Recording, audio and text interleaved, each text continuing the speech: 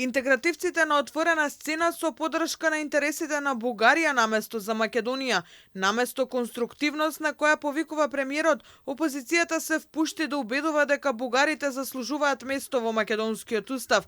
Али Ахмети на средба со бугарскиот амбасадор Желјаско Радуков му рекол дека никој нема да изгуби доколку бугарската заедница биде вметната во највисокиот правен акт. Премиерот Мицкоски реагира дека Ахмети користи политика на додворување, но на погрешна страна.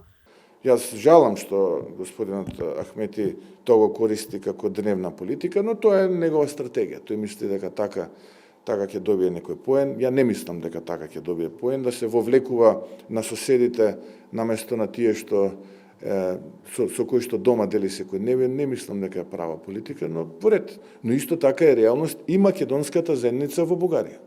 Исто и тоа е реалност, кога ќе ги гледате бројките.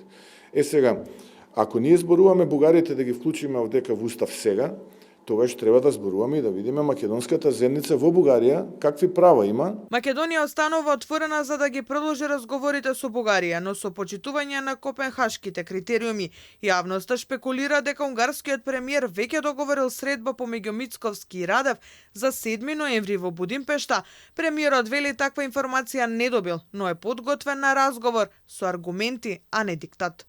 Не мора да биде тоа Будимпешта, може да биде било каде, да седнеме, да разговараме, да најдеме решение кое што ќе биде решение на долг рок и кое што ќе гарантира копенхагенски критериуми, ќе гарантира права, ќе гарантира успех во процесот на преговори.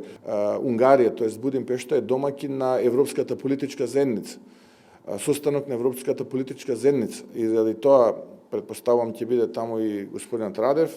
Јас секако ќе бидам, така што затоа може би во јавноста се споменува 7 ноември. Но подготвен сум дури и порано, било кога е потребно да седнам да разговарам врз основа на аргументи, не на диктати. Председателот на владата вели писмото кое ќе го испрати до европските лидери, а кое ги содржи македонските позиции во однос на продолжување на европската интеграција на земјава со гаранции за успешни преговори, дефинитивно ќе биде завршено кога ќе се врати од германската престолнина, каде заминува утре на средба со лидерите од Берлинскиот процес.